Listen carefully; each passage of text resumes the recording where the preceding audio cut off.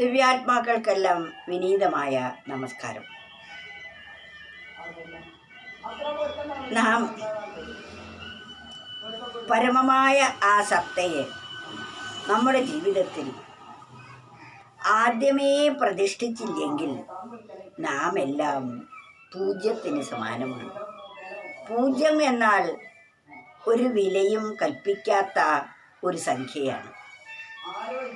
എന്നാൽ ആ പൂജ്യത്തിൻ്റെ ഇടതുവശത്തായി ഒരു ഒന്ന് വന്നാൽ, ഒരക്കം വന്നാൽ ആ പൂജ്യത്തിനും മൂല്യമേറുന്നു. ഒന്നിന് ശേഷം വരുന്ന എല്ലാ പൂജ്യങ്ങൾക്കും ഒന്നിനൊന്നു മേന്മേൽ വിലയേറുന്നു. അതുപോലെ ഈ പ്രപഞ്ചത്തിലെ സർവവസ്തുക്കളും നമ്മുടെ ശരീരാദികളെല്ലാം തന്നെ ഒന്നില്ലെങ്കിൽ വിലയില്ലാത്ത ഒന്നാണ്.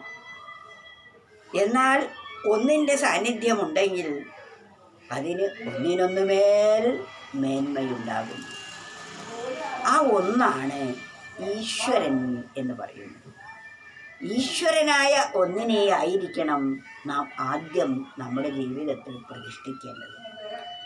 എന്നാൽ പിന്നീട് നമുക്ക് വന്നു ചേരുന്ന അപൂർണങ്ങളായവയെല്ലാം തന്നെ മൂല്യമേറിയതായിത്തീരുന്നു. അതാണിവിടെ ഒരു കവി പറയുന്നു: ഒന്നു തൊട്ടെണ്ണയിലെണ്ണം പിഴച്ചുപോം, ഒന്നില്ലേലില്ലൊന്നുമെങ്ങും, ഒന്നിനോടൊത്തു നിന്നിടുന്ന പൂജ്യങ്ങൾ ഒന്നിനൊന്നേ ഏറുന്നു മൂല്യം, ഒന്നിനൊന്നേറുന്നു മൂല്യം.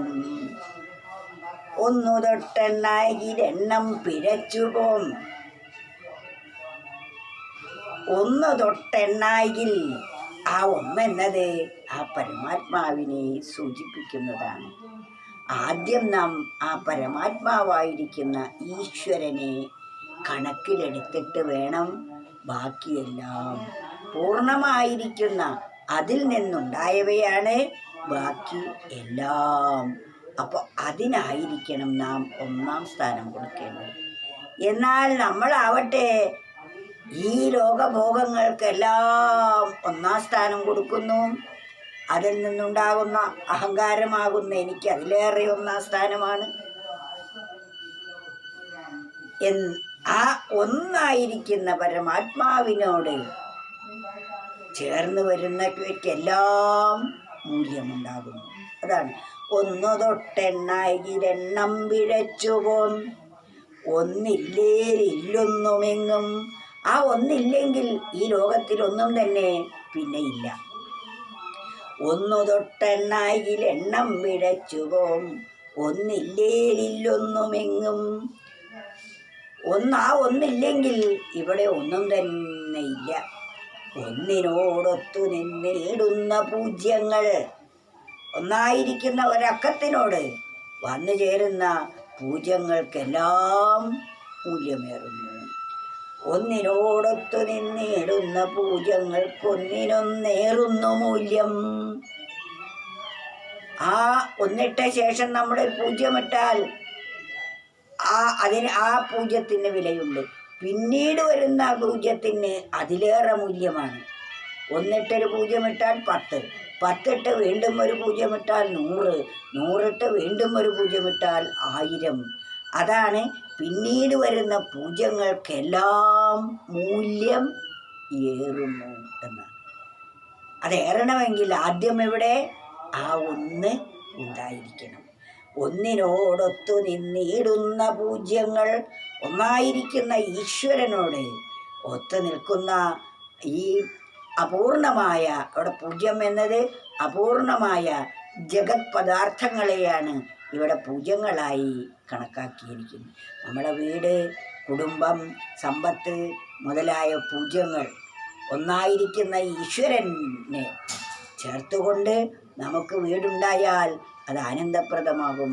സമ്പത്തുണ്ടായാൽ അവിടെയും നമുക്ക് സുഖം മാത്രമാണ്.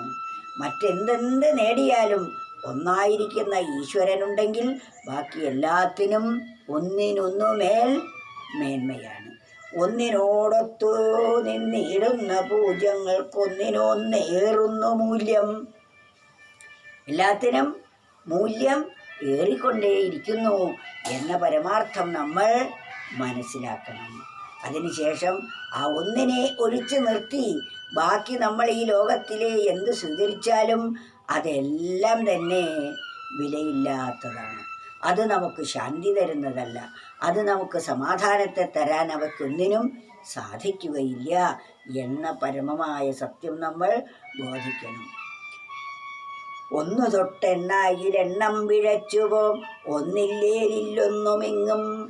ഒന്നിനോടൊത്തു നിന്നിടുന്ന പൂജ്യങ്ങൾക്കൊന്നിനൊന്നേറുന്നു മൂല്യം.